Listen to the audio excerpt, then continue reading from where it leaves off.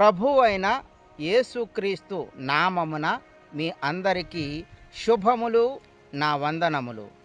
పరిశుద్ధ గ్రంథములో నుండి నెహెమ్యా గ్రంథము 9వ అధ్యాయము 7, 8 వచనాలను చదువుతున్నాను.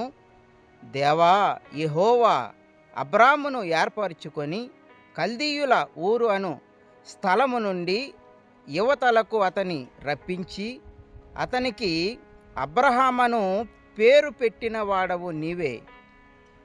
అతడు నమ్మకమైన మనస్సు గలవాడని ఎరిగి కనానీయులు, హిత్తీయులు, అమోరీయులు, పెరిజ్జీయులు, యెబూసీయులు, గిర్గాషీయులు అనువారి దేశమును అతని సంతతి వారికిచ్చినట్లు అతనితో నిబంధన చేసిన వాడవు నీవే. దేవుడు ఈ వాక్యమును మన వినికిడిలో దీవించునుగాక. ఆమెన్. ప్రార్థన చేసుకుందామండి. ప్రేమ కలిగిన మా ప్రియ పరలోకపు తండ్రి, మా యేసయ్య, ఈ సమయంలో నీ వాక్కుతో మమ్మలను బలపరిచి నడిపించమని, నీ కృప ద్వారా, యేసు కృప ద్వారా మమ్మలను దీవించమని యేసుక్రీస్తు నామమున ఈ ప్రార్థన అడిగి వేడుకొనుచున్నాము తండ్రి. ఆమెన్. క్రీస్తునందు ప్రియ సహోదరి సహోదరులారా, చదవబడిన వాక్యములో దేవుడు అబ్రామును పిలిచి అబ్రహాము అనే పేరును పెట్టి అబ్రహామును దీవించడం జరిగింది. ఆదికాండంలో అబ్రహాము జీవిత చరిత్ర వ్రాయబడి ఉంది. చదివితే మనకు తెలుస్తుంది. నెహెమ్యా గ్రంథము 9వ అధ్యాయము 8వ వచనంలో అతడు నమ్మకమైన మనస్సు గలవాడని ఎరిగి.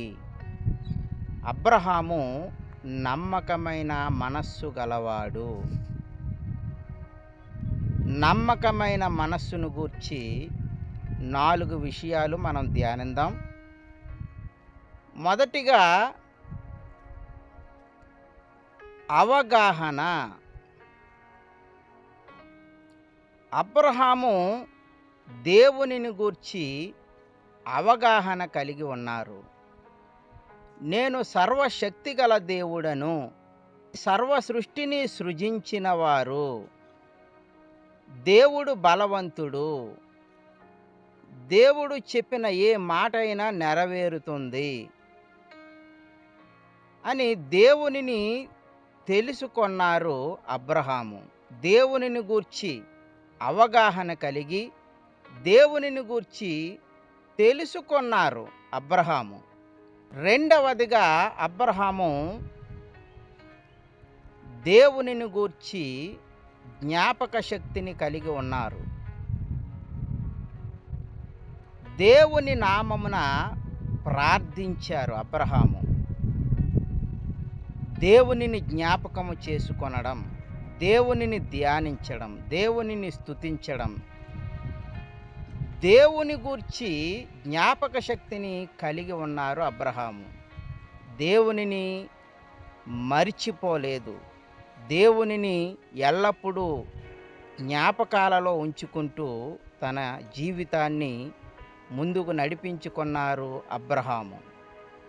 జ్ఞాపక శక్తిని కలిగి ఉండాలి. దేవుడంటే జ్ఞాపకమును కలిగి ఉండాలి. మూడవదిగా శ్రద్ధ కలిగి జీవించారు అబ్రహాము. దేవుని పట్ల శ్రద్ధగా ఉన్నారు. దేవునిని మహిమపరచడం, దేవుడు చెప్పిన మాట వినడం, దేవునిని గూర్చి పరిశీలించడం, దేవునిని గూర్చి శ్రద్ధ కలిగి ఉన్నారు అబ్రహాము. శ్రద్ధ గలవారు ఐశ్వర్యవంతులవుతారు. అబ్రహాము ధనవంతుడు అవడానికి కారణము శ్రద్ధ కలిగి ఉండడం, నమ్మకమైన మనస్సు కలిగి ఉండడం. నమ్మకమైన మనస్సు కలిగి ఉన్నప్పుడు దేవుడు ఆశీర్వదిస్తారు, బలపరుస్తారు. శ్రద్ధ కలిగి ఉన్నారు అబ్రహాము. దేవుని మాట వినడము, దేవుని ఆలోచనల ప్రకారము నడుచుకొనడం, దేవుడు చెప్పినట్లు చేయడం, శ్రద్ధ కలిగి అబ్రహాము ఉన్నారు. నాలుగవదిగా ఆలోచన.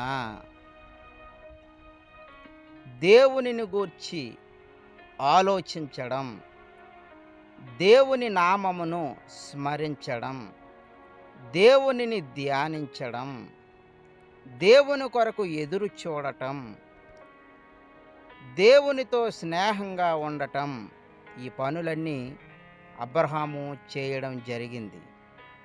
దేవునిని గూర్చి ఆలోచన కలిగి ఉన్నారు అబ్రహాము. దేవునిని స్తుతించాలి, దేవునిని మహిమపరచాలి, దేవునిని కొనియాడాలి. అబ్రహాము నమ్మకమైన మనస్సు గలవాడు. ఈ 4 విషయాలను సూచిస్తుంది. 1 అవగాహన, 2 జ్ఞాపక శక్తి, 3 శ్రద్ధగా ఉండడం, 4 ఆలోచించడం. నమ్మకమైన మనస్సు కలిగి అబ్రహాము జీవించారు, దీవింపబడ్డారు, ఆశీర్వదింపబడ్డారు. నమ్మకమైన మనస్సు కలిగి అబ్రహాము జీవించారు.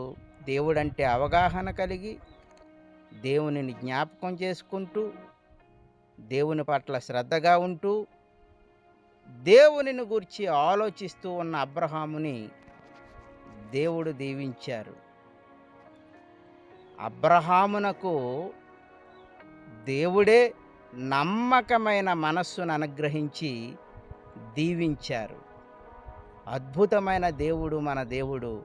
దేవుడు ఈ మాటలను దీవించి ఆశీర్వదించునుగాక. ఆమేన్. God bless you all.